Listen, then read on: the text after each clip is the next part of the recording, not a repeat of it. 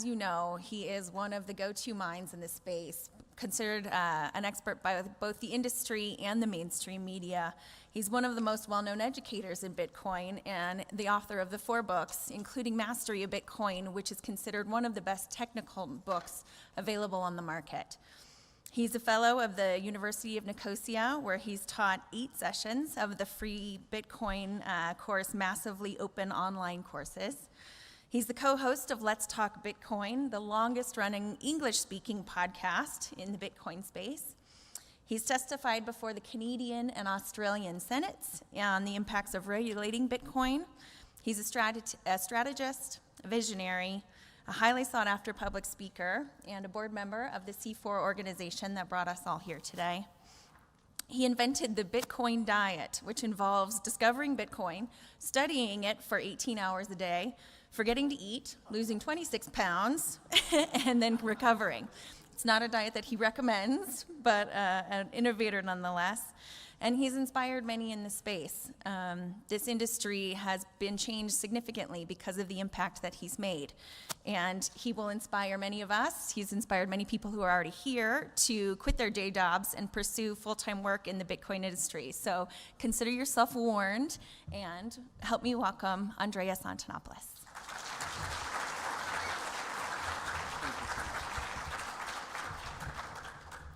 That was a lovely introduction. Thank you so much, Anna. All right, welcome everyone.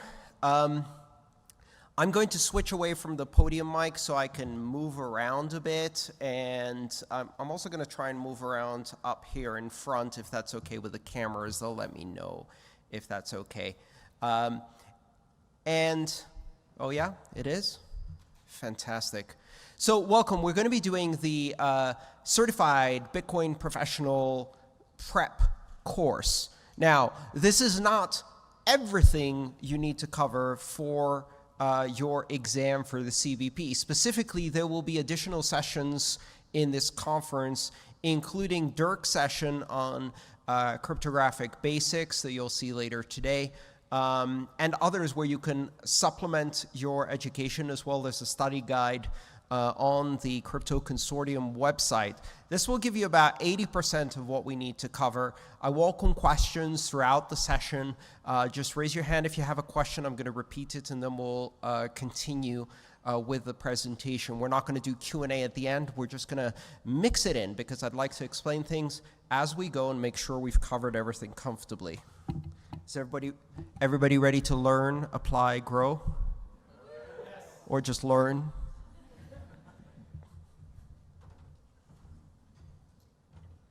So let me switch to this mic, see if it works. Can you hear me still? Yes. Fantastic. Can the camera see me here? Fantastic. All right, this is what we're going to be covering today. We're going to be covering the history of Bitcoin, keys, addresses, units, issuance, blockchain explorers, and all of the rest of the things you see on this slide. We've got an hour and a half, so there's plenty of time for questions as we go through. Now, the first and most important warning is do not send crypto to the addresses in this presentation, right? We have burned the private keys on purpose. Despite the presence of this warning, people have now sent more than 2 Bitcoin to addresses in my book that are lost forever. Or, if you like, gifted to the rest of the economy through deflation. All right. So you probably know the mythology and history of Bitcoin and where this amazing technology and invention came from. It all started in October of 2008 when Satoshi Nakamoto published a white paper on a cypherpunk mailing list. We now know that when Satoshi published this paper, they had already been working on the software. Satoshi wrote the paper after writing the software, once they were convinced that the software would work. But the paper was published first. So an interesting little historical tidbit there. You may notice that when I talk about Satoshi Nakamoto, I refer to Satoshi as they. This is not necessarily a plural noun, they. It's a indeterminate pronoun. So they, because Satoshi could be male, Satoshi could be female, Satoshi could be non-binary, Satoshi could be alien. Satoshi could be a group of people. Satoshi could be the name of a committee or project. We don't know. It does not matter at all. In January, the software was released, and on January 3rd, the first block, the Genesis block, was mined. Interesting fact also, the Genesis block was not mined with the client. It was mined using some other software, manually, effectively mined by a custom script, and is included in every piece of software that uses Bitcoin. There is a copy of the Genesis block and its fingerprint. That is what Bitcoin is. Bitcoin is a blockchain that originates from that Genesis block. 7 days later, Hal Finney, a world-renowned cryptographer who unfortunately passed 2 years ago, joins the network and starts mining. At this point, there are 2 miners on the network. So in terms of decentralization, the Bitcoin network is much more decentralized today. When people say, oh, it's too centralized, there's only a few miners. Well, at first there was 1. That was centralized. Then there was 2. That was a bit less centralized. And actually, if you look at it historically, we're getting more decentralized over time. Almost 10 months later, in October 2009, the first fiat exchange that has been recorded was made on an exchange where $1 bought 1,000 Bitcoin, presumably from a miner. And then almost 5 months later, or 6 months later, Pizza Day. Laszlo Hanyek went out and said, I would like to make a commercial transaction to establish a baseline value for Bitcoin in a commercial realm. And Laszlo Hanyek arranged for someone to buy pizza with Bitcoin. Now, this did not mean that he got Domino's Pizza to accept Bitcoin. No, this is a much simpler transaction. He persuaded someone to use their credit cards to call Domino Pizza and deliver 2 pizzas to Laszlo's house. And in return, Laszlo sent 10,000 Bitcoin. 10,000 Bitcoin for 2 pizzas, which now makes this the most expensive pizzas ever purchased in the history of humanity. Laszlo has some regrets. But without commercial activity like that, we wouldn't have the network we have today. In December of 2010, just about 2 years after first appearing on the scene, Satoshi Nakamoto posts the last message and vanishes. Satoshi Nakamoto has not appeared again since. Several other people have appeared claiming to be Satoshi Nakamoto and failing to provide the most basic and simple evidence of that, which is to sign a message using one of the keys in the first few blocks. What does signing a message using one of the keys in the first few blocks prove? Does it prove that someone is Satoshi Nakamoto? No. It proves that someone has the keys that Satoshi Nakamoto used to mine, which they may have acquired using different means. What it proves is they might be Satoshi Nakamoto. But if they don't sign a message with one of the keys in the Genesis block, what does that prove? It proves they aren't Satoshi Nakamoto, because Occam's razor, the simple answer is probably correct. Now, the word Bitcoin means many different things, and therefore some of the confusion that arises in this space comes from vocabulary. Bitcoin is a network, Bitcoin is a blockchain, Bitcoin is a currency, Bitcoin is a system, Bitcoin is an invention, Bitcoin is a white paper, Bitcoin isn't a company, Bitcoin isn't a trademark, Bitcoin isn't an organization. Bitcoin is a disorganization, a very powerful disorganization. If you see it with a capital B, usually or sometimes that means the network, the system itself, a decentralized peer-to-peer network that creates consensus without needing a central authority. That is Bitcoin, the system, proper noun, capital B, right? Bitcoin with a lowercase b is a currency. So the money is called Bitcoin with a lowercase b. It's not Bitcoins, right? Because Bitcoin applies for both singular and plural purposes. I have lots of Bitcoin, or I have no Bitcoin. I have 1 Bitcoin, I have 3 Bitcoin. Nowhere do I say Bitcoins. If you spell Bitcoin with a space, B-I-T space, C-O-I-N, welcome to this space. Please don't write an article for your newspaper yet. It's too obvious that you just joined. Blockchain. Blockchain is one component of the technology infrastructure of Bitcoin, the system.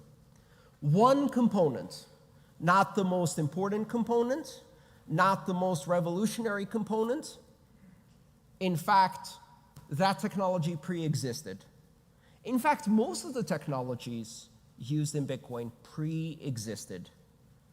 Hashes, hash trees, cryptography, public key cryptography, digital signatures, proof of work. All of these things existed before Bitcoin. The invention is to take all of these things together and leverage proof of work as a mechanism for consensus that allows us to control a blockchain in a decentralized manner when no one has ultimate control over it. Can you build a consensus algorithm different than proof of work? Yes. Can you build a blockchain that is not decentralized and doesn't use proof of work? Yes. Blockchain is not the most interesting technology in Bitcoin, and this is often misunderstood.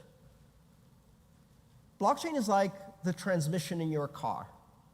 Very important, absolutely necessary to keep moving, but no one said, oh, finally, with the invention of the internal combustion engine in the automobile, we now have the ability to build transmission-based vehicles. Nobody said, I like cars, but I'm more interested in the technology behind cars, transmissions. In the blockchain space, a lot of people make the statement, well, Bitcoin's interesting, but means I haven't understood it yet. Bitcoin's interesting, but I'm more interested in the technology behind Bitcoin, blockchains. These newfangled automobiles are interesting, but I'm more interested in the revolutionary technology behind automobiles, pneumatic inflatable tires. If we could combine pneumatic inflatable tires with the steady traditional propulsion mechanism of horses, we could really do something interesting. We're going to go for the rest of this course based on some fundamental user stories. This is a technique I use in my books too, in order to help move the narrative forward so we can understand. Ultimately, this technology is about people, right? Money is a social structure, and these blockchain systems, these networks, are social structures that technology enables, and therefore, people are important. In this particular case, we're going to use 3 people, Alice, Bob, and Catalina. Alice lives in Europe. She's new to Bitcoin. In this course, we'll see her buy her first Bitcoin, and we'll talk about how that works, and use it then to buy a book from a United States publisher called Bob. Bob lives in the US, runs an online bookstore, and has a lot of customers outside the US who make payments in different currencies, including Bitcoin. Catalina is an Argentinian web developer with clients all around the world, and one of her clients is Bob. And now we'll follow their stories through this book. We're going to use these stories to illustrate 3 different transactions, how those transactions work, what they're made of, and gradually explore the various technologies behind Bitcoin using these transactions as a reference. First of all, Alice uses cash to buy Bitcoin from a Bitcoin ATM. Then Alice uses Bitcoin to buy a book from Bob's web store, and what a great choice of book. Bob then uses Bitcoin to pay Catalina's invoice for web design. So let's start with Alice buys Bitcoin from a Bitcoin ATM. How many here have used the Bitcoin ATM ever? Okay, wow, quite a few. Very good. So how do you get your first Bitcoin? And that's a question that comes up a lot, especially with newbies, right? And the common answer most people will say is, oh, go and sign up for an account on this exchange, and they mention an exchange, and use your bank account or your credit card to buy Bitcoin. That is an acceptable answer. It's not a good answer. So let's look at some good answers. First and foremost, earn. Get paid in Bitcoin. Most people don't even think about this one, right? What are the benefits of using your labor, the products you make, the services you offer, the skills you have to earn crypto? This doesn't just apply to Bitcoin, of course, but any form of money. The huge benefit of earning crypto instead of buying it is privacy. If you go and offer someone a haircut or drive a taxi or wash a car or paint a painting or set up a web server and you get paid in Bitcoin, are they going to ask you for your driver's license, passport, birth certificate, grandma's maiden name, social security number, passport number, proof that you're not Iranian? No. You're going to get the job done. You're going to get paid in crypto. So you just earned your first crypto, and it's private. It's a private commercial transaction between 2 individuals. Privacy matters. Secondly, what is the exchange fee you pay when you earn Bitcoin? 0. That is the best exchange fee to pay. 0. Nobody's going to charge you a fee.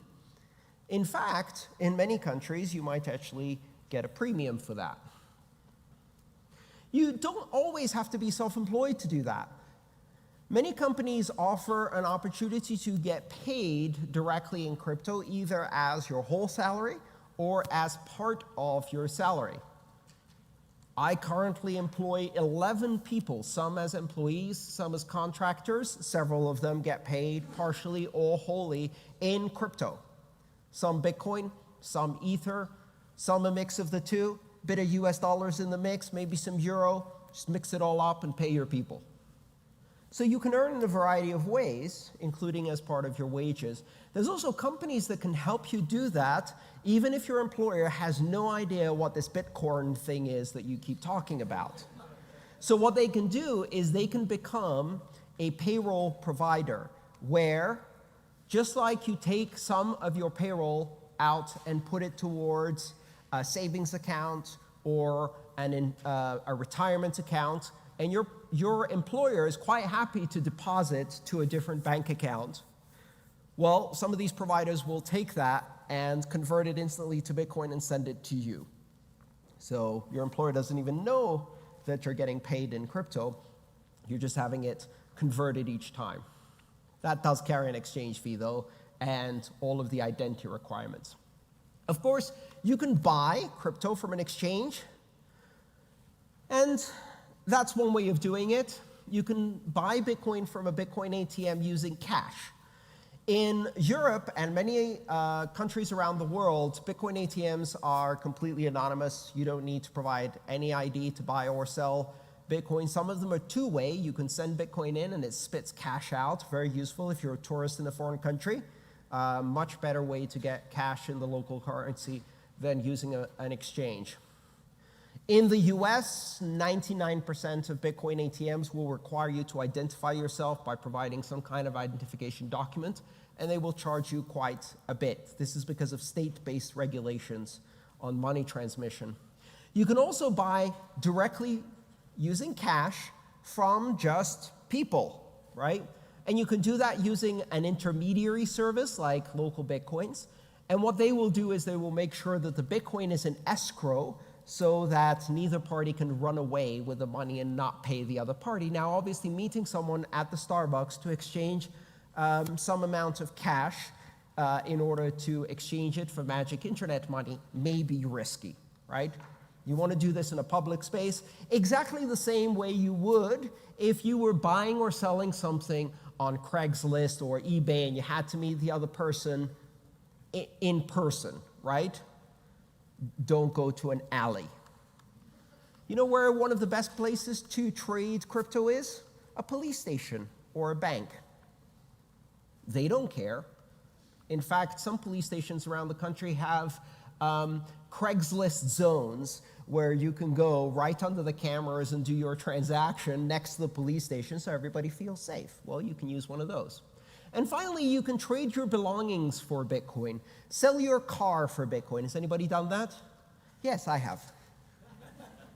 I sold a Mini Cooper at 11 p.m. on a Saturday night when all of the banks were closed to a person who wasn't in the state at the time, in a completely different state, paying for his cousin to buy the car. 3 confirmations, here are the keys. That was enough for me. Sell your house for Bitcoin. All right. So what Alice is going to do is she's going to use one of these techniques to get Bitcoin, and the preferred technique she's going to use is a Bitcoin ATM. Now, reminder, Alice is in Europe, right? So she's going to use euro.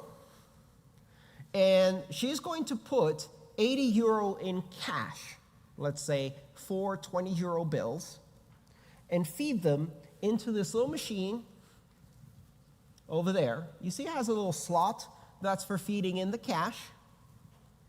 And then she's going to receive from the Bitcoin ATM 0.026845 Bitcoin. When I did these slides, that was the exchange rate. We'll talk about that in just a second. Everybody clear so far? Okay, quick note, because I noticed some of you are trying to take notes or take pictures of the slides. The slides are available at bit.ly/ all lowercase, AMA CBP prep. AMA CBP prep. They're publicly viewable. You can go to that link, download them, they're Google Slides. And by the way, CC by SA, Creative Commons, Attribution, Share Alike. As long as you link back to the originals, you can do whatever you want with these. You can publish them, you can sell them, you can create webinars, you can do whatever you want.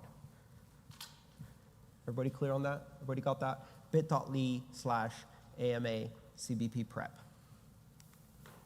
All right, so this is the Bitcoin vending machine. On the left-hand side, you see 4 pictures of 20 euro bills, which I'm pretty sure is illegal in lots of countries to take photos of money and put them on a slide, but there you go. And those are not real money, but Alice is using real money, and she feeds that real money into the ATM, and the ATM spits out Bitcoin. How does it spit out Bitcoin? On the right-hand side, you see that little transparent partition? In there is an LED light and a camera, and that is the mechanism that this ATM uses to read a QR code off of Alice's smartphone, right? So it's a passive device. The way it sends Bitcoin is by reading Alice's destination address through that camera. So Alice shows the ATM a Bitcoin address, which we'll talk about in a bit, and that way the ATM will complete the transaction by sending that Bitcoin to that Bitcoin address. So how much Bitcoin is 80 euros? How do we know how much Bitcoin is 80 euros? How does anybody know what the value of Bitcoin is? How many dollars is 80 euros today? Anybody know? How would you find out?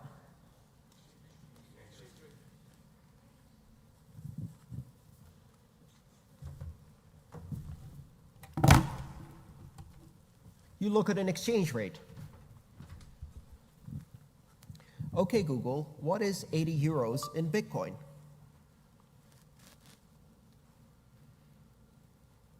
€80 equals 0.01 Bitcoins.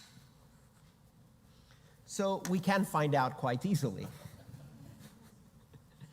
It's not magic technology. How does Google know? An exchange, a marketplace. So Bitcoin doesn't really have a price. People talk about the price of Bitcoin or the value of Bitcoin, but the thing is, commodities have prices. A banana has a price. A Bitcoin doesn't have a price. It has an exchange rate because it is money. Money doesn't have a price. Money has an exchange rate, right? You don't say how much does a euro cost, right? You say what is the exchange rate between a euro and a dollar. Here's one site that can help us find out that information, bitcoinaverage.com. There's many sites like this. You could go to a specific exchange and ask that exchange what the current price is. Here you can see Kraken, Bitstamp, GDAX, which is Coinbase, Bitfinex, and they're all advertising a price or exchange rate for Bitcoin. Do you notice something about this? Are the prices or exchange rates different? Which one's correct? All of them. Very good. There is no one price. The price is something that is determined in real time on different markets based on the activities of buyers and sellers of cryptocurrency who are trading it in real time. So what does bitcoinaverage.com do? It's right there in the name. It takes all of those numbers and it calculates a rolling weighted average. Weighted by what? Volume weighted. What does volume weighted mean? Well, if somebody trades one Bitcoin on Coinbase for a certain price, and somebody else trades 100 Bitcoin on Bitstamp for another price, which price matters more? The 100 Bitcoin, right? The volume matters. You shouldn't be able to change the average of an entire market with a small volume. So volume weighted means that each one of the averages is multiplied by the volume of transactions or trades that is happening on each exchange to arrive at a global average of price. Lots of different sites do this. CoinMarketCap, CoinCap.io, Bitcoin Average, and of course the exchanges have a pretty good view of what's happening in your area or country in that market. There may be significant discrepancies between regions. In some countries, people will find that Bitcoin is more expensive. I have this question come up often. People will say to me, why is Bitcoin 20% more expensive in India? Bitcoin is not 20% more expensive in India. Rupees are discounted 20% in India. The reason you can't buy Bitcoin for the same price as in the United States is because once you buy it with rupees, the person who sold you that Bitcoin cannot export those rupees from India, and you can export the Bitcoin, which means that their money is less portable and your money is more portable. And when you trade less portable money for more portable money, the person who gets the less portable money demands a premium, right? Does that make sense? Right. How do you know that's true? Really simple. You go to India and you say, how much is a Bitcoin? And they give you a price in rupees. And then you say, oh, no, how much is it in dollars? I have cash. And then they give you the exact same price as it is on Coinbase in the US. If you have dollars in India, the price you'll get for Bitcoin is the dollar price, which proves that it's actually rupees that are 20% discounted, not Bitcoin that's 20% higher. Is this making sense to everybody? And you can do that experiment with different values or systems. You could buy Bitcoin with gold in India, and trust me, they'd give you a really good price for that. So this is how price discovery happens. Have you all heard the expression price discovery? Not so many. Okay, why do we use the term price discovery?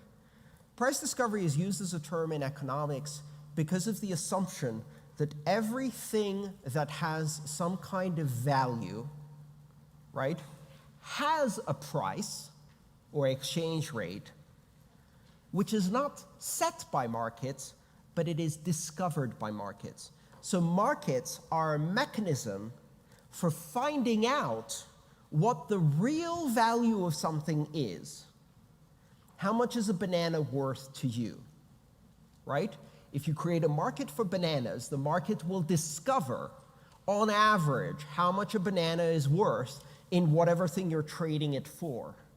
So we talk about price discovery because in economics, the idea is that the market doesn't tell you what the price is because the market is setting the price. The market is trying to figure out, to discover what the actual value of this thing is.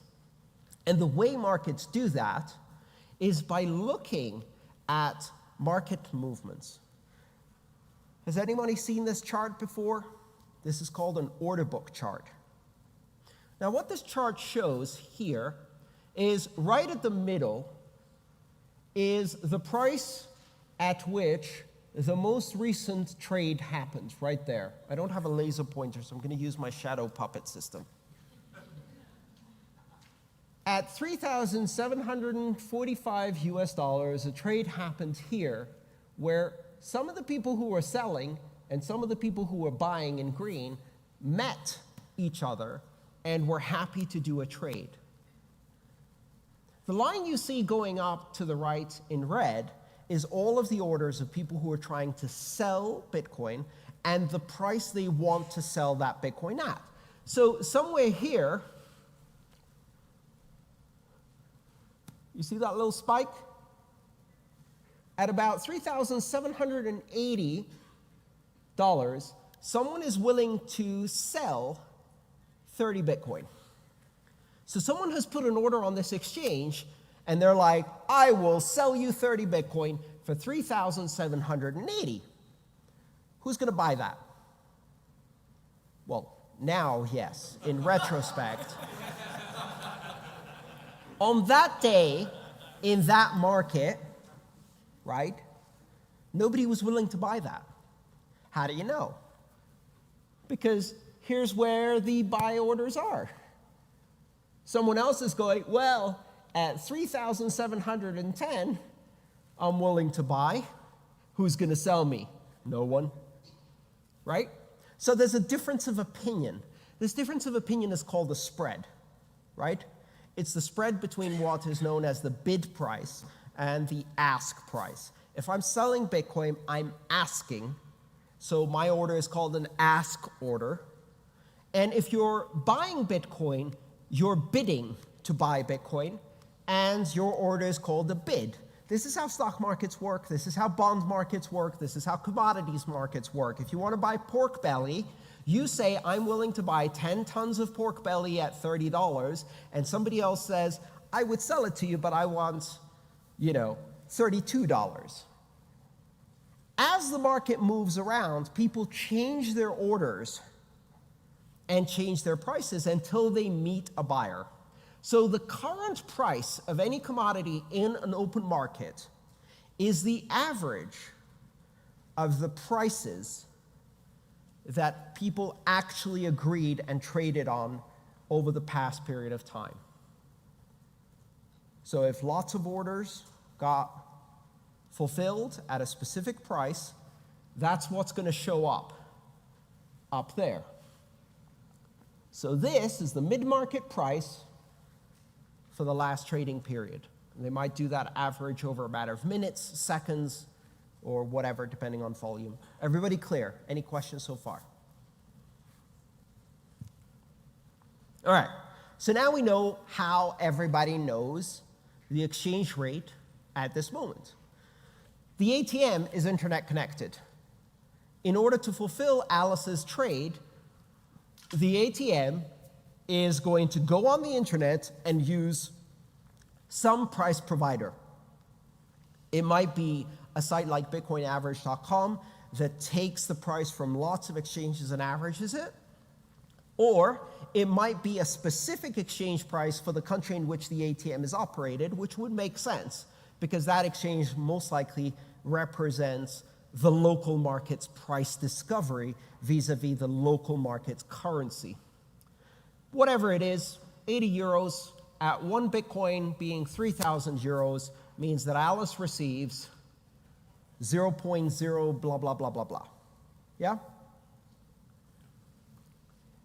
So how does Alice receive the Bitcoin? We talked about this earlier. There's a little camera in there that's looking to take a photo of a Bitcoin address. Now, at this point, if you're new to this space, all of this is very, very confusing because there's a lot of terminology you've probably heard. You've heard the term key, and you've heard the term address. And then you've probably heard some adjectives like private, public, and those are usually combined with those two other words, private key, public key. Public address, Bitcoin address, public Bitcoin address. What are these things, right? Public key cryptography is the basis for all of these things, but it's very, very confusing at first. It's a rather esoteric area of math. So what we're going to do is use an analogy, okay? Think of a series of lockers. They're in a public space. Maybe this is a bus station or a train station or the main square in your city. And lining the walls are all of these lock boxes. And these lock boxes are pin coded, right? So there's a little pin code keypad on the front. The other thing that's unique about these lockboxes is they all have a little slot at the top. And that slot means that you can drop something into the lockbox. Yeah?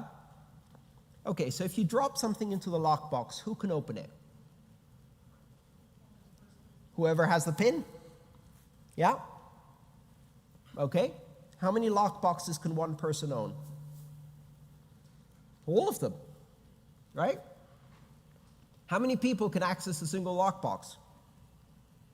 Millions. You could have millions of people who have the same PIN number for the same lockbox and they can all open it. You could have a company representing thousands of customers that has one lockbox and a PIN number and holds that lockbox on behalf of its thousands of customers. So if I say there are 1 million lockboxes in Bitcoin that have money in them, how many people are using Bitcoin? We have no idea.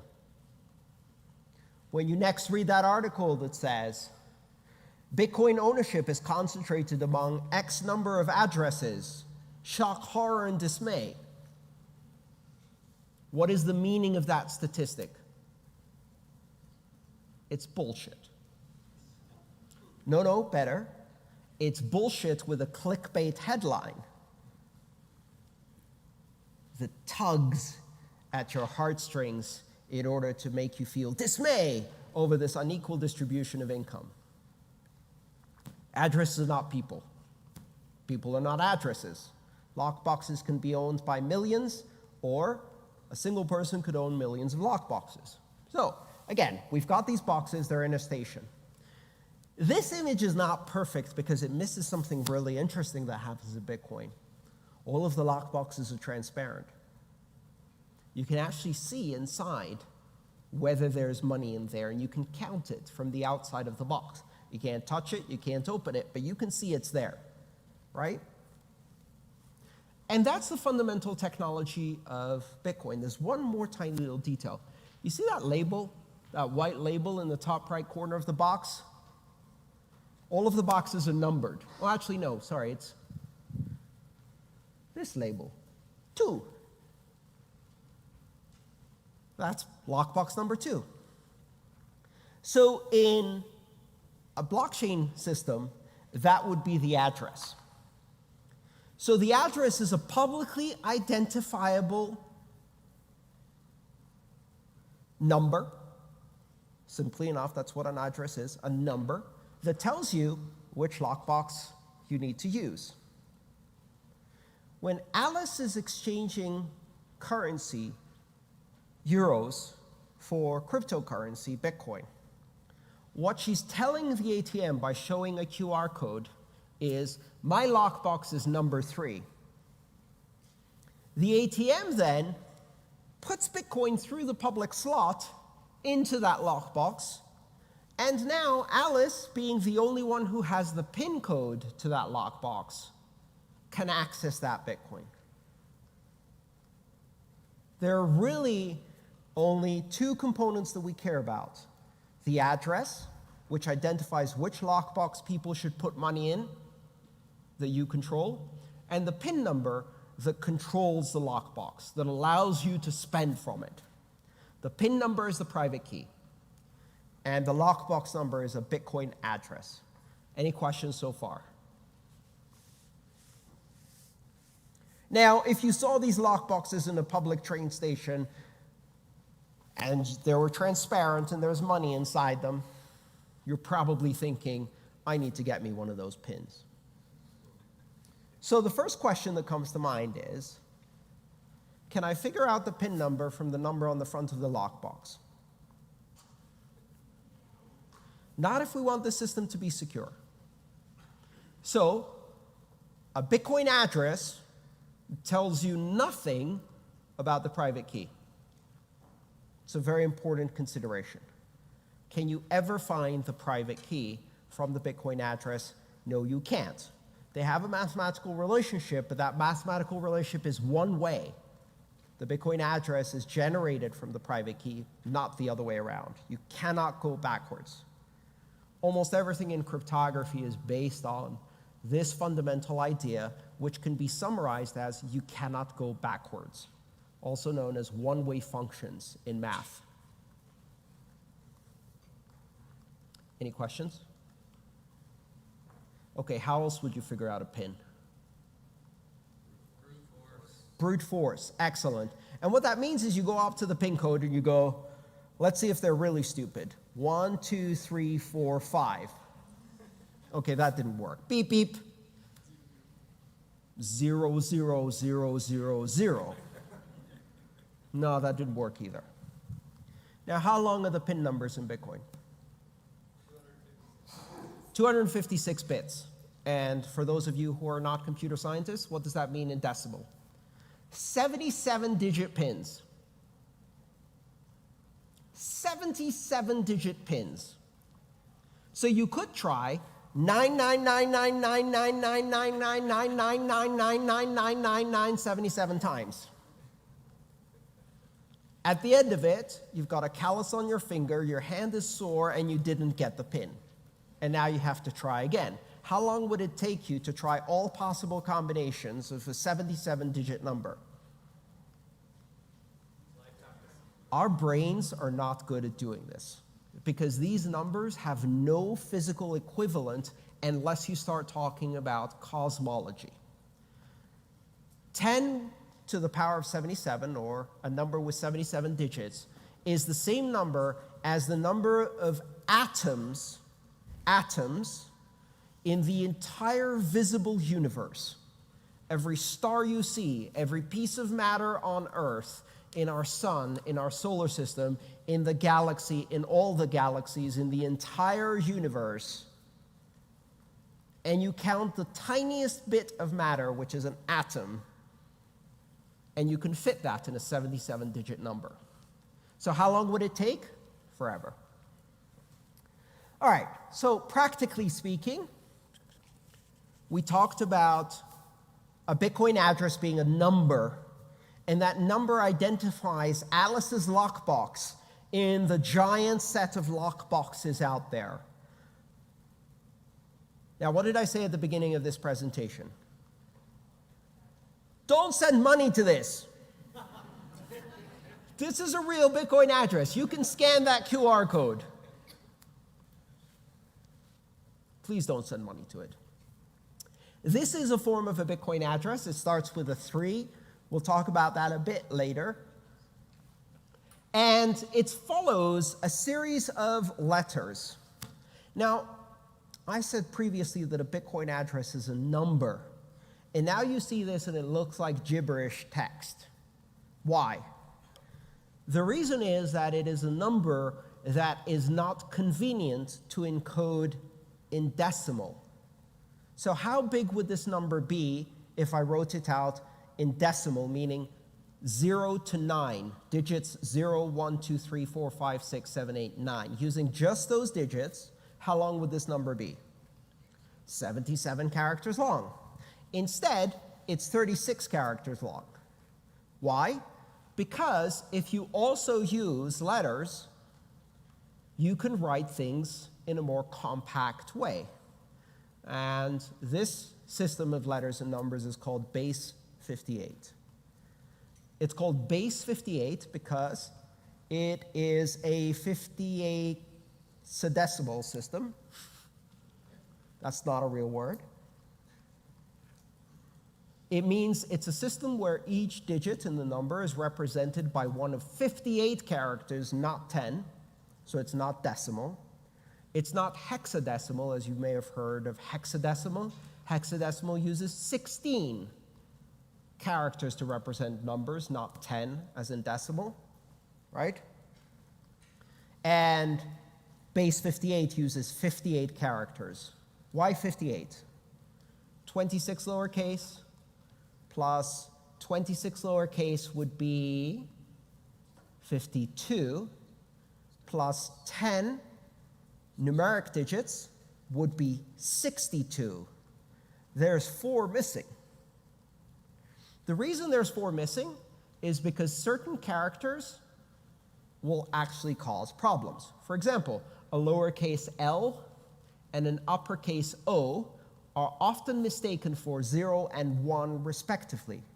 So in using a 58 base system and removing those characters that may be ambiguously or easily confused, it makes it easier for humans to read this and transcribe it accurately. You never need to read it and type it out. I've been in Bitcoin since 2012. I can count maybe 2 or 3 times that I've had to type out a Bitcoin address on a keyboard very, very carefully, because we use QR codes to do the same thing. A QR code is simply a barcode, and if you scan that barcode, what does it contain? This, just this. Sometimes it has a little prefix, Bitcoin, colon, and then that, just to help the system identify what it is. Any questions so far? Does everybody hate computer scientists for inventing base 58 and not explaining it in high school? Okay, very good. It's a bit confusing, but trust me, this is a number. It's just written with different digits than 0 through 9, so that it's more compact. So, Alice shows the code to the ATM. The ATM photographs the QR code, extracts the data within the QR code, which you can do with any QR code reader, doesn't have to be Bitcoin specific, and in return receives a Bitcoin address, which is in the QR code. If you use your camera on your phone, not a Bitcoin wallet, just your camera, just the camera app. On Androids, it's called Lens, and it reads barcodes. I think on iPhone, it's just automatically, you just tap on the barcode. And then, get a shadow out of the way. Then you go and you scan this. Very good. And I have Bitcoin colon 37 blah, blah, blah, blah, blah. It's just a barcode. There's nothing magical about this. This is what I'm trying to demonstrate. There's nothing magical about the barcode. The barcode is just a way of writing that Bitcoin address in a way that a computer can read it very, very easily. One of the nice things about barcode technology is that there's more information in those dots than is needed to encode that, so that even if some of them are missing or smudged or the ink has faded, the cameras can actually still read the underlying information. They can reconstruct it from the rest of the dots, which is useful, right? Because otherwise it doesn't scan. All right, so the Bitcoin ATM then sends Alice Bitcoin. What do we mean when we say sends Alice Bitcoin? Well, it doesn't send, and it doesn't send to Alice, and it doesn't send Bitcoin. So that sentence is completely wrong, as we'll see now. We use that as people to communicate the action that makes sense to us. The ATM sent Alice some Bitcoin, only the ATM didn't send it, because Bitcoin doesn't move. Bitcoin is always on the Bitcoin network. It's not in my pocket. It's not in my phone. It's not on the wallet. It's on the blockchain, always.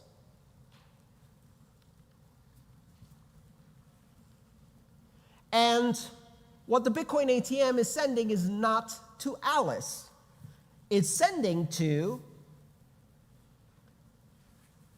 37 LRVHJJDHDEERQ. Does the Bitcoin ATM know that that belongs to Alice? Does it have to belong to Alice? I want you to think carefully about this right now. Let's say I wanted to buy a t-shirt, and there's a store that accepts Bitcoin. I go on the store with my phone. I say, buy this t-shirt, put it in the cart, check out, pay with Bitcoin, great. What does the store show me? A Bitcoin address, right? All right, so I walk up to an ATM, I show the Bitcoin address, I put cash in, and I just paid for the t-shirt. I'm not even sending the Bitcoin to me.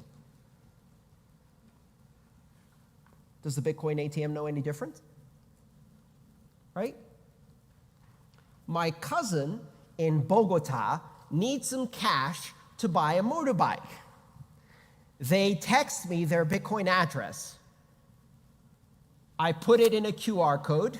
I go to the ATM. I show the Bitcoin address. I put cash in. I sent money to my cousin in Bogota. Does the Bitcoin ATM know any different? The address doesn't have to belong to that person. Yeah? An artist is playing on stage. On their guitar, they have a QR code. I'm in the audience. I take a photo of the QR code on the guitar. I walk outside of the concert, go to a Bitcoin ATM, show the photo to the Bitcoin ATM, put money in. I just contributed to that artist. So think about this a bit.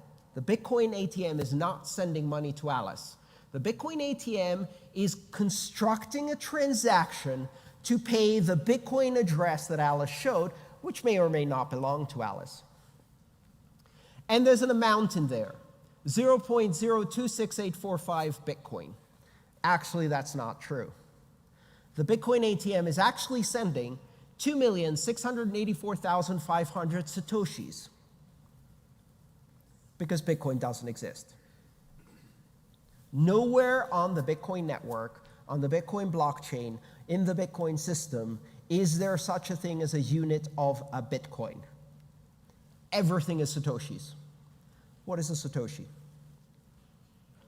A Satoshi is the smallest unit, but it's also the only unit that actually exists. Everything in the system is measured in Satoshi.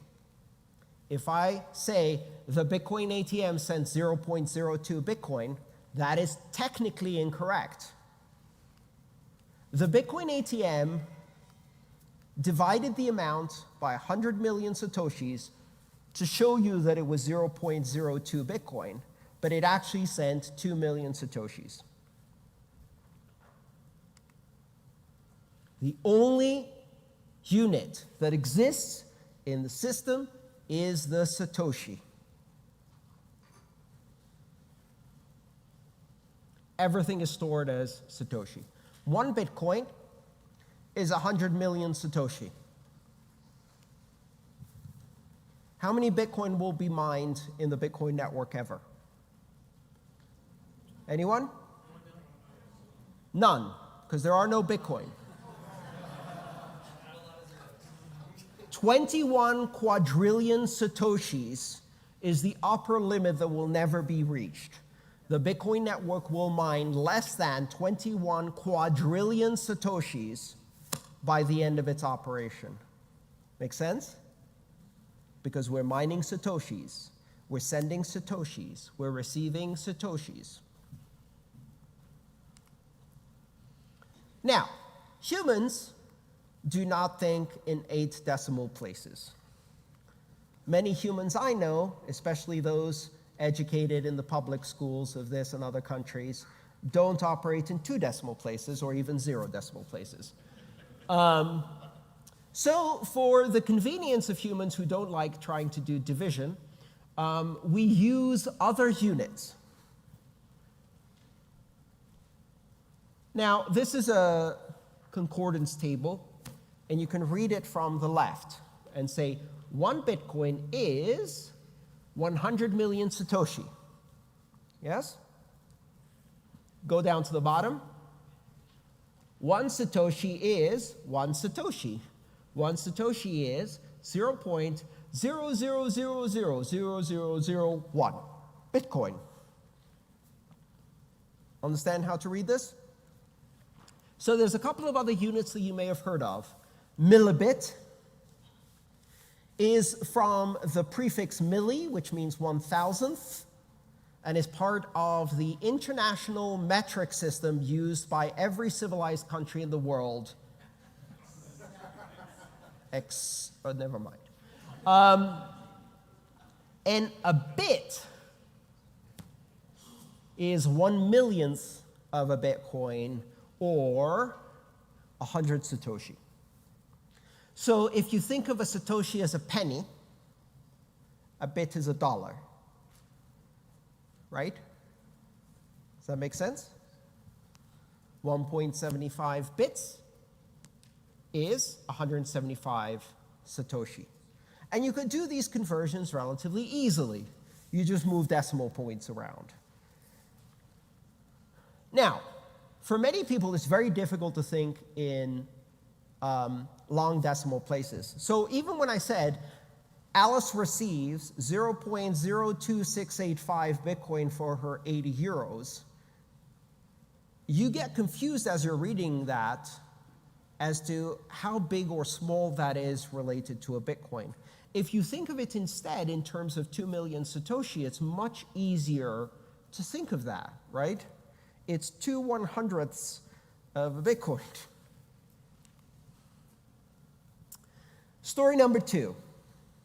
Alice buys a book from Bob's store. Now, Alice is going to do another transaction where she's going to send 0.011234558 Bitcoin to buy a book from Bob's web store, and Bob is going to ship a book to Alice. There's going to be some exam questions at the end. Pay attention here. I'm just kidding.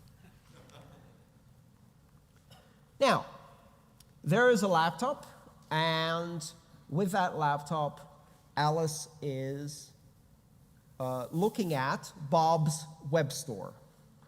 And on the store, Bob has a book available for $40 US, and that book then has its price translated to 0.011234558 Bitcoin. How does Bob translate the price?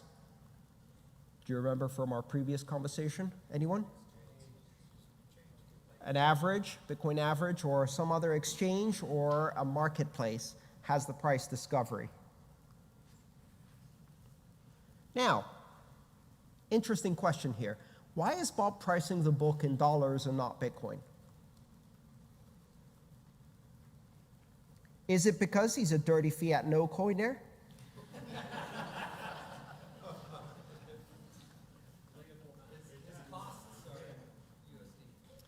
There's two reasons, and this is important. The first reason is that for the vast majority of people out there, if you say, hey, this is about 1.1 million Satoshis, is that good for you? They're like, well, what? Is that a lot? Is it a little? What is it now? You know how the joke goes where the kid says, Dad, I want 1/10 of a Bitcoin for my allowance. And the dad goes, what? You want $1,200 for your allowance? I can't give you $1,100. That's ridiculous. No kid your age gets $800. Volatility. Bitcoin is not a good unit of account. And the reason it's not a good unit of account yet is because the market is small, and as a result, it's still volatile. And it's volatile enough that it makes it impossible to price things. When we started this conference and planned this conference, Bitcoin was $3,600. I had people complain and say, why aren't you pricing your tickets in Bitcoin? It's like, because you would have paid 3 times the cost if you bought the ticket now instead of 6 months ago. That doesn't seem logical, right? And you'd probably, and if you wanted a refund, what am I supposed to do? Give it to you at the current price? At the previous price? In dollars? Or in Bitcoin? It's a problem, right? We don't use Bitcoin as units of account. So one reason is volatility, difficulty for consumers understanding the price, because Bitcoin is not good at pricing yet. The other reason, which is equally important, is Bob is running a business in a particular jurisdiction, in this case, the United States. Bob has to do accounting. Bob has to pay taxes. How does Bob pay taxes if he doesn't know the price of the things he's buying and selling? Guess what? The IRS does not accept Bitcoin. Right? Yet. Thank you. They accept dollars. The very meaning of the phrase legal tender is that it is accepted for payment of debt to the government. Bitcoin is not legal tender. Now, if I'm Bob and I'm trying to do accounting, it's a lot easier for me to say, I sold the book at $40. $40 today, $40 tomorrow, $40 next week. I'm getting different Bitcoin amounts, but that doesn't matter, because the value of the Bitcoin at the time that I sold the book was $40. That makes my accounting very easy. I do all of my accounting in US dollars. I have to. And I say this not just in terms of Bob. I run a business where I do Bitcoin payments and Bitcoin receivables, and I have to price everything in US dollars, not because I'm a dirty fiat no coiner, but because I have to pay my taxes and report my income to the US government. Right? So that's why the price is in dollars, even though the payment is accepted in Bitcoin and converted in real time at the moment of payment. As you can see here, Alice, who has a rather large hand, is scanning. It's the only clip art I could find. Is scanning the QR code in order to make a payment, right? Often, it's a lot easier to use a mobile wallet on your smartphone, even if you're making a payment to a website that's on your laptop. Why? Because I can't scan the QR code on the laptop screen with the laptop camera that's on the laptop screen. Now, if you think I haven't held up a handheld mirror and tried to align, I have. It worked. It was a pain, but it worked. But critically here, one of the things that new users have a problem with is this concept of, hang on, the Bitcoin address is on my laptop. If I pay for it with my smartphone, will my smartphone know how to send the money to the website? Because they think that what a wallet is doing is sending the money to the other device, the website, the other smartphone, the wallet. It's not.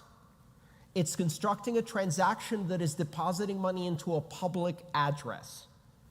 Bob's store doesn't care how money arrives at that address. Bob's store is watching that address and waiting for a payment to come in. When that payment comes in, it knows that somehow Alice made that payment. Why? Because it actually produced an address for Alice's cart. So in a store situation like that, the store generates a unique address for every customer's purchase, for every cart. When money comes into any of the addresses that the store is watching, it can see which cart that corresponds to, mark that cart as paid, and then tell Bob to ship.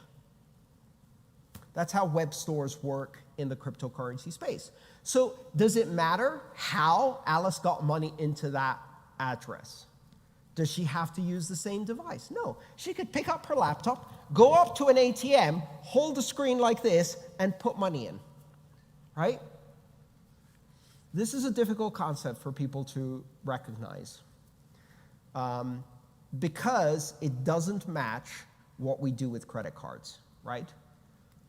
You can't go and enter the credit card on your smartphone to pay something you just bought on a website. So this is what it looks like from Alice's perspective. She scans the QR code. Her wallet shows her that there's a payment of 0.01123458, which is $39.73. Hang on, I thought it was $40.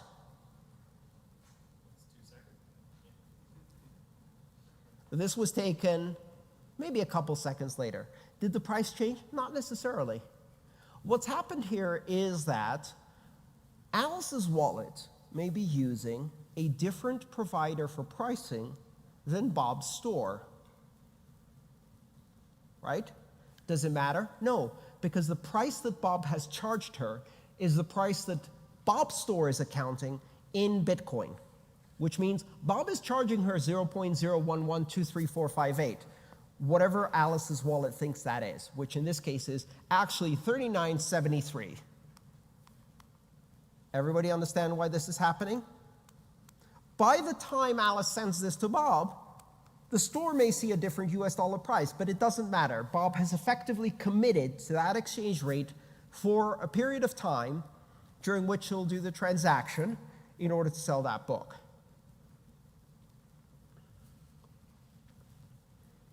Alice then constructs that transaction. Now, this is a different type of address that Bob's store uses. Do you see that? It starts with BC1QZ3A8. Has anyone seen an address like that? Does anyone know what that kind of address that is? Shout it out. Betch 32. I got you. That was a trick question.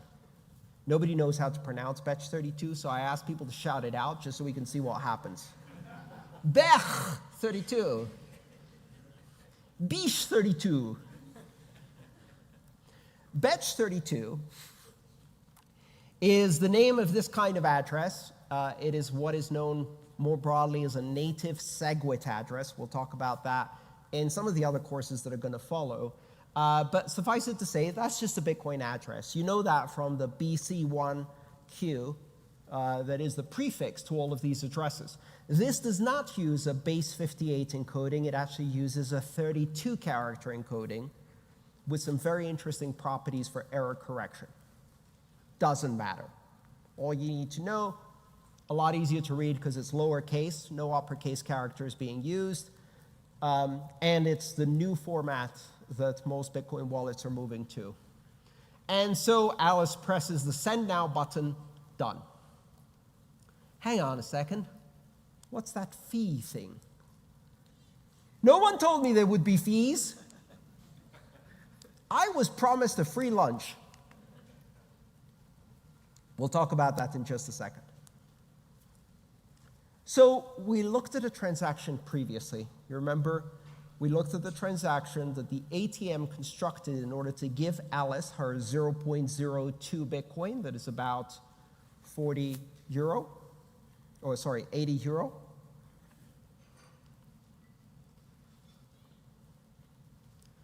And any transaction is composed of two parts, inputs and outputs. Inputs are what you're spending, outputs is what you're paying to. So if you look at the transaction from the ATM consumed some inputs and created an output to Alice for 0.026845 Bitcoin. Alice now uses that input to construct an output to Bob for 0.011234458. All good so far? Great. But here's the problem. When you consume Bitcoin in an input of a transaction, it is spent in its entirety. Yes? Someone here says, give me $18. I pull out a 20. How do I give $18 out of a 20? I can't. It's indivisible. I can't take 10% of the bill, tear it off,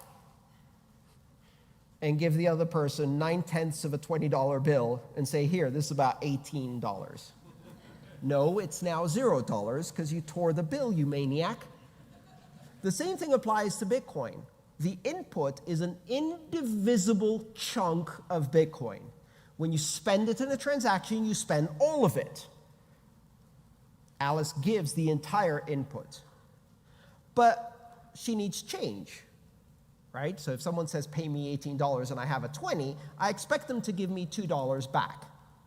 And the change is actually created by Alice's wallet. So Alice's wallet creates a transaction where the input is the chunk of money that the ATM gave her, indivisible, 2 million Satoshis, and the outputs are one output to Bob to pay for the book in the precise amount, and one output back to Alice's wallet, a different address in Alice's wallet called a change address. It's just another address, with the rest. Think of it as Alice opens the lockbox, pulls out a 2 million Satoshi chunk, right? And then has to spend all of it, so she puts $40 worth in Bob's lockbox and the rest of it in her own lockbox as change in a single transaction. So far, so good? Everybody with me? All right. This is the actual transaction on the blockchain. All of these are real transactions. You can go look at them, and I encourage you to do that as homework in order to understand these things better. I'm using a block explorer called blockstream.info, and you can use this bit.ly link, which is case sensitive, meaning the A and the T are capital. Otherwise, you go to a page about a small city in Texas called Alice. Alice, Texas is the all lower. Don't go there.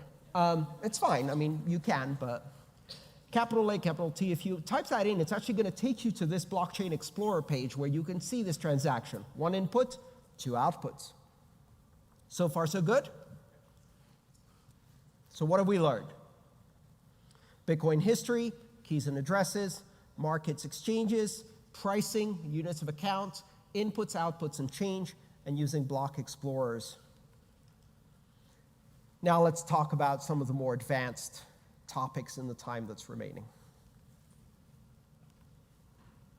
So we saw this transaction where Alice pays Bob for the book. That transaction had two outputs. Who among you did the math to try to add it up? Nobody? Good. And if you try to add it up, if you add up 0.011234458 and 0.0155808, the answer is not 0.026845. It's less. There's a chunk of money missing. That chunk of money is 2,962 Satoshis that is missing from this transaction. It's not missing. It's a fee, and it's paid to miners.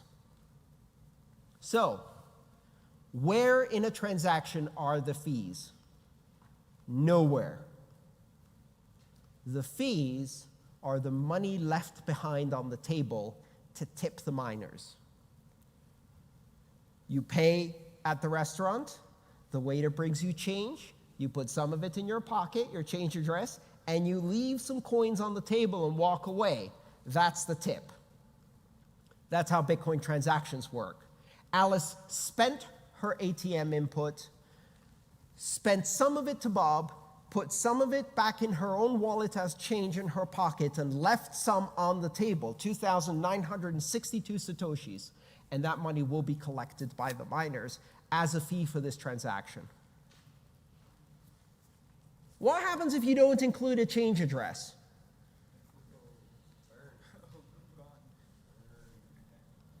Well, let's do the math. The input is 0.02684500. The outputs are 0.01123458. The fees are, ouch, 1,000,005 Satoshi. 1.5 million Satoshi. Ouch. So in today's money, that's maybe about $150 fee on a $40 purchase. Alice is a big tipper, what can I say? Habits she picked up in Vegas, who knows? Why do we have transaction fees? The answer is really simple. Space for transactions is limited. It's limited by physics, it's limited by technology, but it's also artificially limited by software. We do not want blocks that are enormous, because enormous blocks means costs for everybody processing blocks, which then gets externalized. In economics, there's no such thing as a free lunch. If you're not paying fees, someone's paying fees. You're either paying them in terms of inflation, you're paying them in terms of giving cartel advantage to a monopoly by centralizing access and control, or you could just pay fees. If we have to decide how transaction gets into block and which transactions should and which transactions shouldn't get into a block because we have limited space, there's really only two ways to do that. One is to specify in the software which are good transactions and which are bad transactions, what I euphemistically call a dictatorship of developers. Think about it. If developers get to decide what is a valid transaction that should be prioritized versus which transaction is wasteful or spam or for an irrelevant application that they don't particularly need, we just created a dictatorship of developers. They decide which applications are now allowed on the network simply by controlling that function. There's only one way to correctly price the scarce resource of transaction space or block space in a way that doesn't give anyone control, and that is a market. So fees operate as a market in order to give the freedom of the sender of each transaction to decide for themselves how important this transaction is and how much of a priority it has in their perspective. And in doing so, they have to compete against all of the other people who are trying to get their transaction into the block. And that competition for block space is the market for fee price discovery. Now, when transactions are transmitted into the Bitcoin blockchain, they're not automatically included in the very, very first block because there's more transactions than fit in a block usually. So what they do is they go into a holding space, and this holding space is called the mempool. There is no single mempool. Every system on the Bitcoin network has its own mempool, a picture of what it thinks remains to be confirmed or entered into the blockchain. This is the queue. This is where all the transactions are lining up, waiting for their chance to enter the blockchain. And as they're sitting in this queue, they're advertising themselves to miners, going, I have lots of fee, pick me, right? If you look at this with colors, the red color at the top actually corresponds to this transaction up here, one transaction that at this time was paying 2,000 Satoshis per byte. Why? Who knows? Because to the person who sent that transaction was so urgent that they were willing to pay an enormous fee. Meanwhile, there's 8,333 transactions waiting with just over 1 Satoshi per byte. And those transactions are less important. Some are even not paying any transaction fee. Those don't get confirmed almost at all. It's actually difficult to do that nowadays. But with 1 Satoshi per byte, you will get your transaction confirmed most of the time eventually. I do payroll. In fact, I have to do payroll in 3 days. And some of my employees get paid in Bitcoin. I'm going to put a 1 Satoshi transaction fee on my payroll. Why? Because nobody cares if it arrives in 8 hours instead of 3 hours instead of 6 minutes. Right? None of my employees are going to be, I need my payroll in 10 minutes. First block, please. Come on, chop, chop, tick-tock. I got shopping to do. Compared to the banking system, 12 hours to get your paycheck from the moment it's cut by a company, that's super fast, right? Now, if I want to get into any block within the next 12 hours, I'm going to be a cheap ass about it. So I'm going to use the lowest fee. Now, what do you think these things are, these gaps here? What do you think this is? That's a block. I have a nice little picture to explain that. There's a miner. The miner is making a block. How do they make a block? They look at the pool of everything waiting in the queue and go, I'll take these. And they take a big chunk off. This is a simplification of the algorithm. There's no big yellow digger involved. And this is not an endorsement of Volvo. But what the miner is effectively doing is skimming the most highly paying transactions off the top until there's no more space in the block they're trying to make, and they filled it. Why? Because they're trying to maximize their profit. So they take a chunk out. And you see that in the mempool. All of those transactions that drop out of the mempool, the reason they drop out is because they just got confirmed in a block. And now the rest of them are waiting. Now, at some point during the day, when you look at the mempool, you'll see that it gets all the way to the bottom. And that means that all of the transactions that were outstanding, it just goes flat. Great, everybody got in. Sometimes some of those transactions just stay there for days. There's Alice's transaction on the Bitcoin blockchain. It was confirmed at height 560344. You can see that block on the blockchain. What does it mean it was confirmed? It means that the transaction was included in the block. So let's look at that in a bit more detail. Alice creates the transaction somewhere around here. At some point, a block is mined. When that block is mined, and that's block 560344, Alice's transaction is included in that block. 3 minutes later, another block is mined. 20 minutes later, another block is mined. Blocks get mined on average every 10 minutes. On average is one of those tricky English phrases that doesn't mean what you think it means. On average, every 10 minutes does not mean every 10 minutes. Just like the average American family has 2.5 children.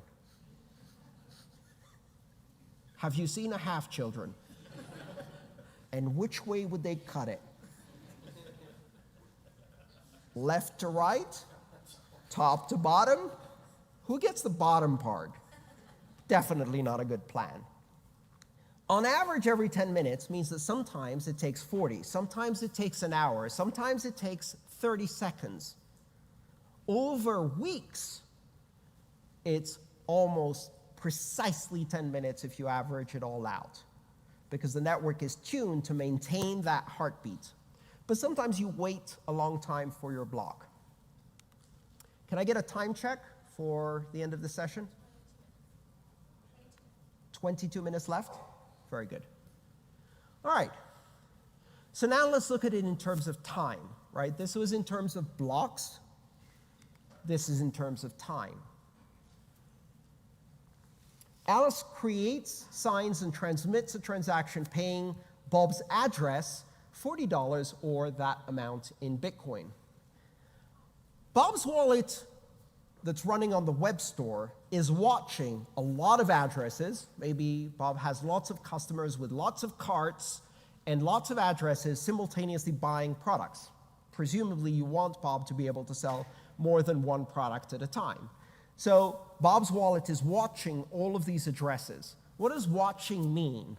It means that Bob's wallet is connected to the Bitcoin network and has told the Bitcoin software that he's running, please tell me if any payments happen to the following list of addresses, right? That's what the software is doing. Now, Bitcoin operates as a broadcast network, which means that when you send a transaction on the Bitcoin network, you shout it. It's called a flood or gossip protocol. So what you do when you're on the Bitcoin network, what Alice's wallet is doing is it's talking to all of the Bitcoin nodes that it has direct connections to, and it's gossiping, it's flooding, it's shouting a transaction. It says, hey, I have a transaction, blah, blah, blah, blah, blah, blah, blah.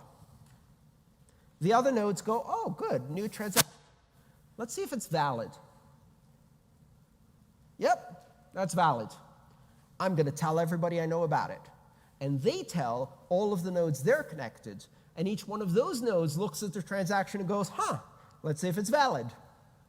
Yep, I'm going to tell everyone I know. So they tell everyone they know. And the transaction spreads really, really fast. Within 15 seconds, it spread to the entire Bitcoin network all around the globe. Within 15 seconds, anywhere in the world, Bob's wallet is going to see a notification that says, hey, one of your addresses received a transaction. Or, Bob, you've been paid, with the AOL voice, which you probably remember if you're in your 40s like me. Now, at this point, the transaction is not confirmed. What does that mean? It's not in the blockchain. It's sitting in the queue. It's in the mempool. It's in Bob's mempool. It's in Alice's mempool. It's in the mempool of every single Bitcoin node on the Bitcoin network. And at this point, everybody's waiting to see the next block. This may take some time. Is Bob in a hurry to ship this book? Well, this is the beauty with physical product. It's going to take days or weeks for that book to reach Alice. Bob can wait 10 minutes. So what Bob's wallet is doing is it's waiting until this transaction is confirmed in a block, because it may never be confirmed. If it's not confirmed, Bob didn't get paid. Bob only got paid if the entire transaction is in the blockchain and the entire world knows that Bob got paid. Until that moment, Bob hasn't been paid. There's a transaction out there. Now, for a book, Bob can wait.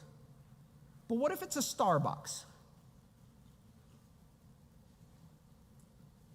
What if you just bought a cup of coffee?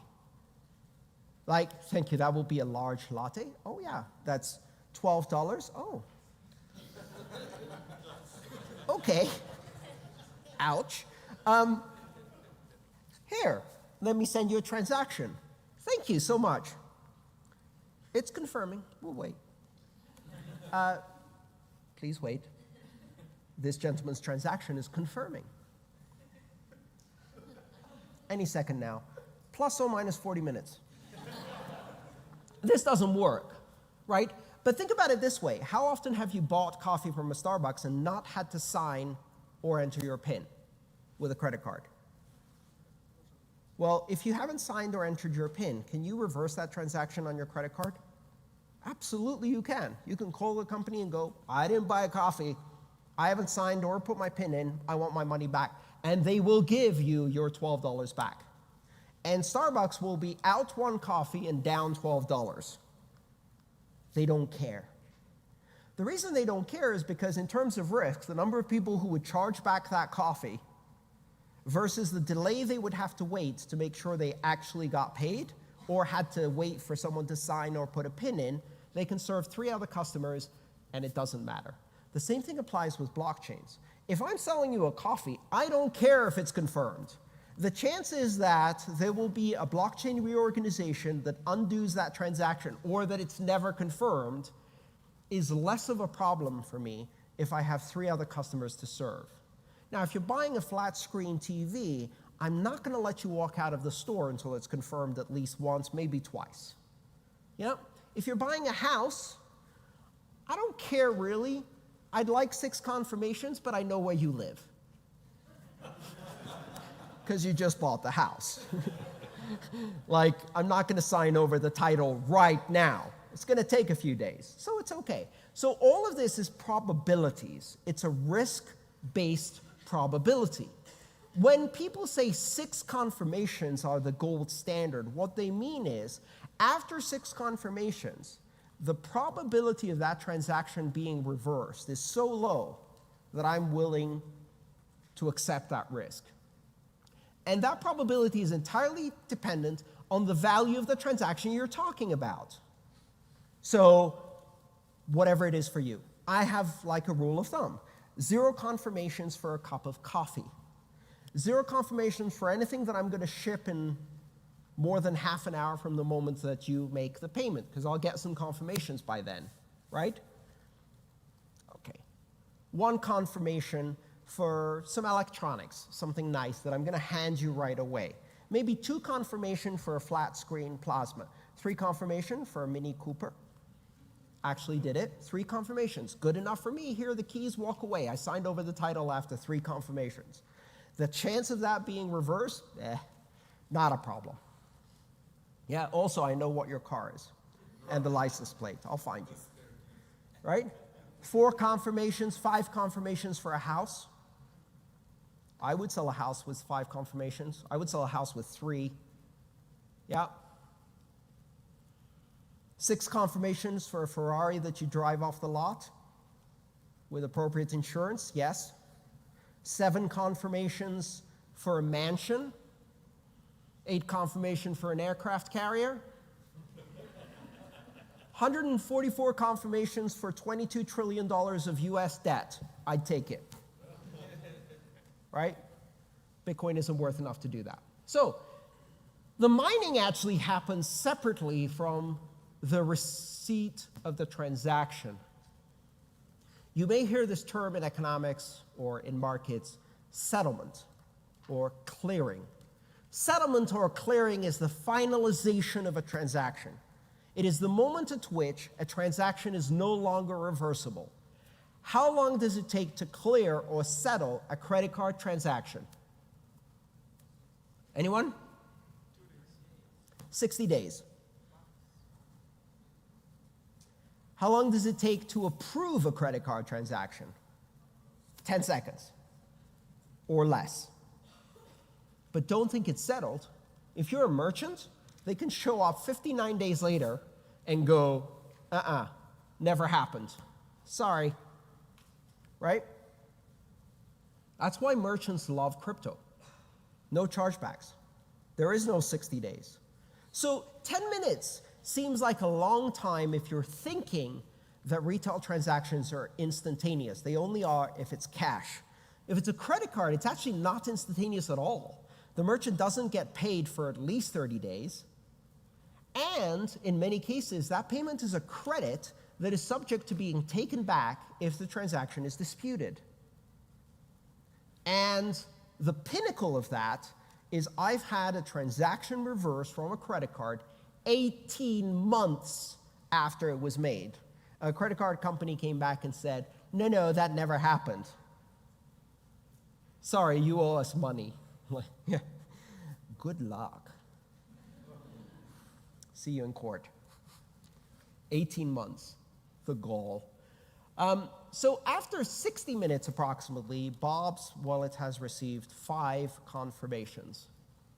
6 confirmations, sorry. 5 more blocks mined on top of the one containing Alice's transaction. Let's go back and look at this. Block 56344 contains Alice's transaction. That means Alice's transaction has now been recorded in a block on the blockchain. How many confirmations is that? Anyone? All together now? Make a guess. Come on, one. One confirmation. So what does it mean to say a transaction has one confirmation? It means it's in a block. What does it mean to say it's 0 confirmations? It means it's not in a block yet. It's in the mempool. When it goes from the mempool to a block that's actually been mined, it's in the blockchain now. It's in that block. That block is one confirmation. All right? So if block 560344 is one confirmation from Alice's transaction, what is block 560345? 2 confirmations. Now this is where it gets a bit confusing. Alice has received 2 confirmations on her transaction when one block has been mined on top of the block that contains her transaction. We count 1 for the one that has her transaction, 1 block for the one above her transaction, on top of her transaction. That's layered on top. So we're building up, right? 2 confirmations. 3 confirmations with block 560346. 6 confirmations at block 560349, which is 5 blocks after the one that Alice's transaction was in. Yes? The block it's in is 1, and then we layer on top. What's the upper limit on how many confirmations a transaction can receive? Anyone? What is the maximum number of transactions you can have? There is no maximum. How many transaction confirmations approximately has Hal Finney's transaction from 2009 received so far? 560,000 or more confirmations, and every 10 minutes, 1 more.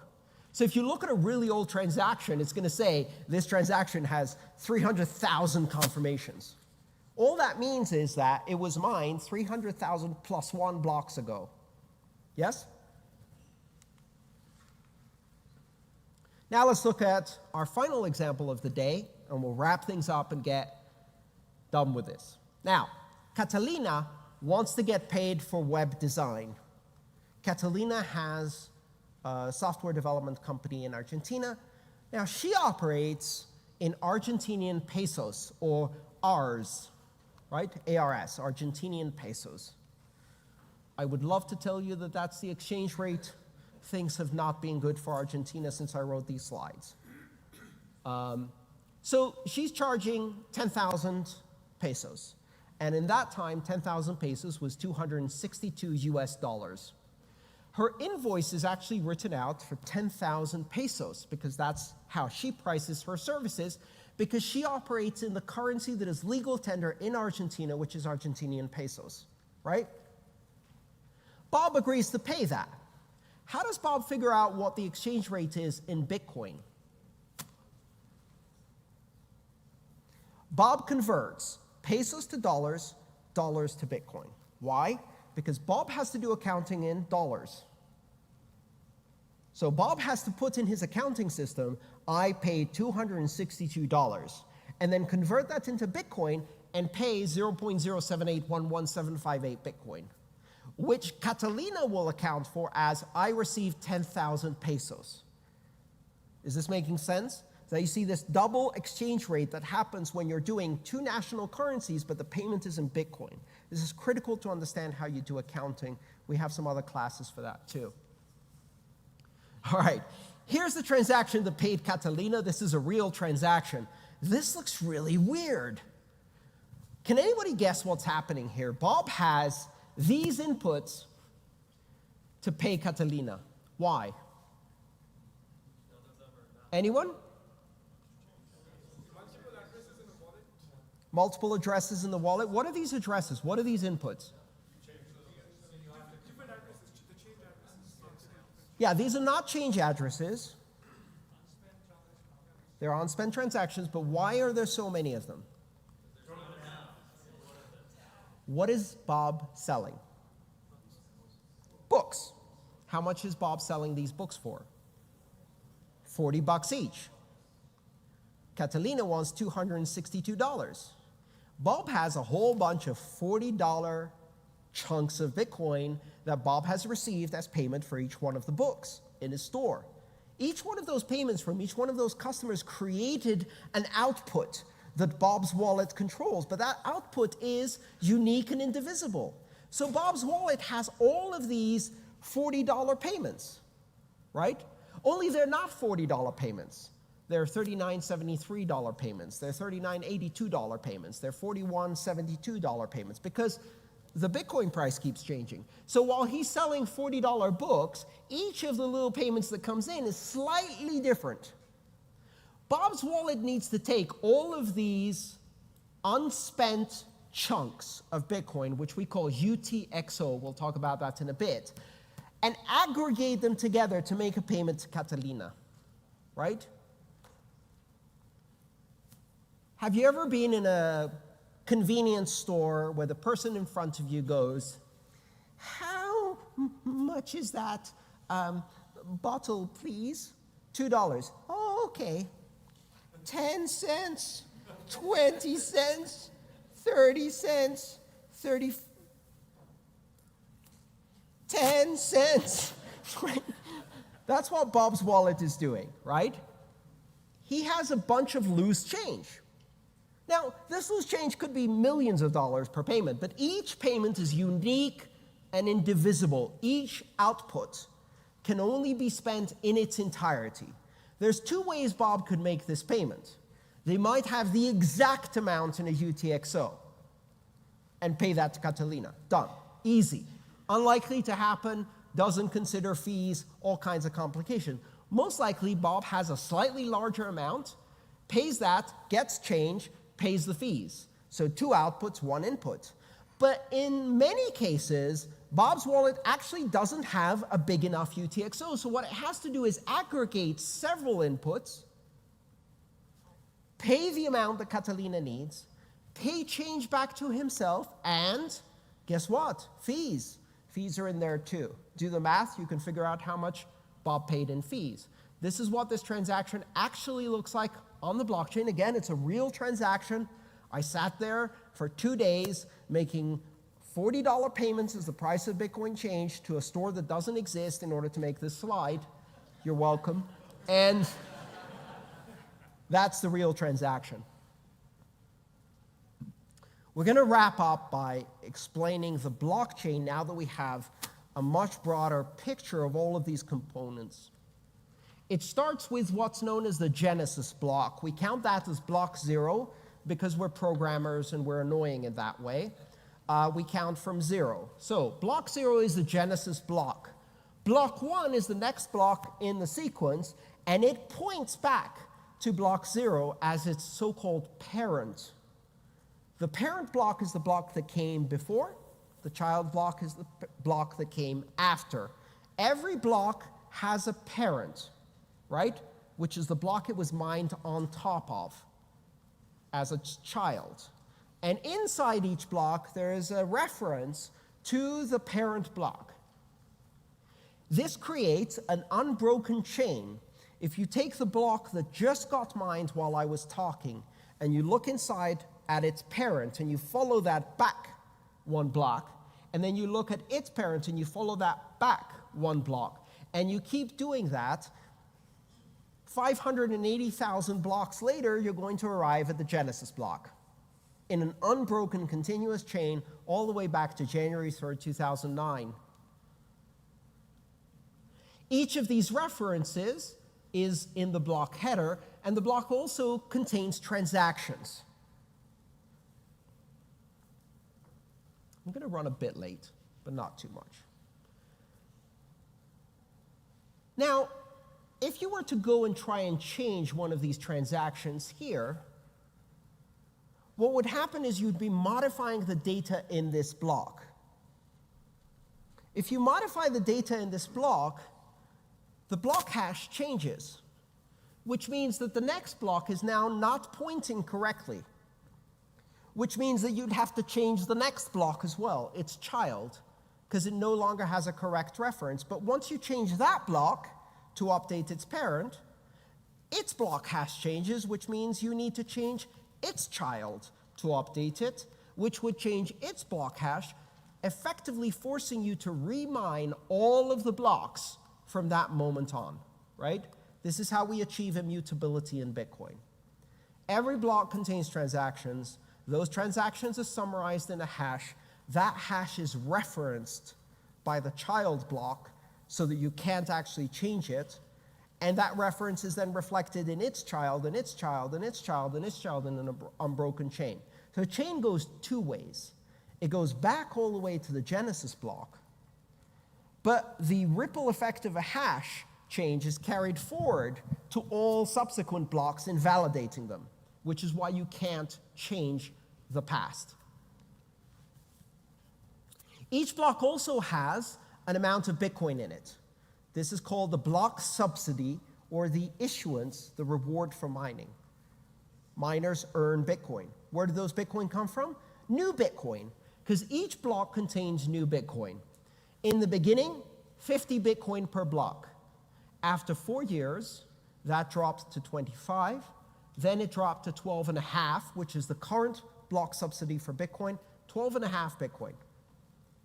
In 2020, it's going to drop to 6.25 Bitcoin, then 3.125, then 1.7 something, and it will keep going down until it's 1 Satoshi and then 0, creating this asymptotic, geometrically decreasing supply, which is probably the most famous characteristic of Bitcoin, as in there will never be 21 million Bitcoin. In fact, if you play out the Bitcoin system, it will mine 20,999,999.9997 Bitcoin, or something like that. Just short of 21 million. There's a great site called the Bitcoin Clock, which you can find, and it shows you in a clock format time to the next halving of the supply. So we say every 4 years, Bitcoin's supply is reduced by 50%, but in fact, it's every 210,000 blocks, which at 10 minutes per block is approximately 4 years. But because of the difference in timing, that can change by weeks, right? It might happen a few weeks early, it might happen a few weeks late. It depends on how accurately that timing will be executed by the Bitcoin network. This is, again, the meaning of on average, which means really not most of the time.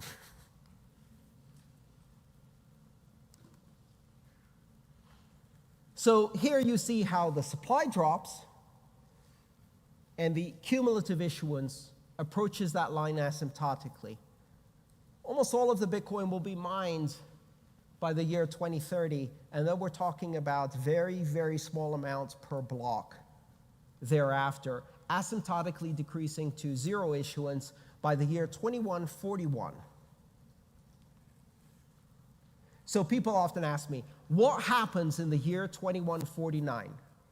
What happens in the year 2141? It's a really simple answer. I'm dead. We're all dead. It's okay, deal with it. So miners receive 2 sets of incentives. One is called the block subsidy, and it's new Bitcoin that is minted in every block. And the other one is transaction fees, that is the sum of all of the fees of all of the transactions that they put in that block when they mined it. If you look at block 560344, again, this is Alice's transaction block, and you look inside, you'll find the first transaction is one called the Coinbase transaction. This is the transaction that rewards the miners. Every block has at least one transaction. That transaction is the Coinbase transaction containing new Bitcoin. It can have no other transactions, just one. That's okay, it's valid. And if you look here, what's the amount there? 12.57682767. Can anyone tell me how that number came up? Reward plus fees. Reward plus fees. So the reward, or block subsidy, currently is 12.5 Bitcoin, which means that in this particular block, there was 0.07682767 fees exactly included in the transaction. How do we know that? If it was a penny more, this block is invalid. Everybody checked to see that all of the fees add up precisely. A miner can actually pay themselves less, but they can't pay themselves more. Right? Who writes the Coinbase transaction? The miners do. So when a miner is constructing a block, this is how it works. Their mining software goes, let's create the first transaction in this block. I generously give myself 12.5 Bitcoin. No, wait, we've got some fees. 12.576272285, signed me. Now, that's a great transaction to write. And if you're a miner and you put that in your block, does that mean anybody cares that you put that in your block? No, because this block hasn't been mined yet. Now imagine thousands of miners around the world, each writing their own check. They're all writing, to me, because I'm awesome, 12.7567. And they may have different amounts, different fees, because they've included different transactions from their different mempools. And none of those blocks is real until one of them is. The miner who wins has their block accepted by everybody else because they found proof of work. How do they know they get paid? They wrote the Coinbase transaction. And that Coinbase transaction is meaningless unless their block is accepted by everyone. But the moment it's accepted by everyone, that Coinbase transaction is in there. So the payment to the miner becomes real. They can't actually spend it for 100 blocks. It's a mechanism of security in Bitcoin. But it's real now. Thank you so much for coming today.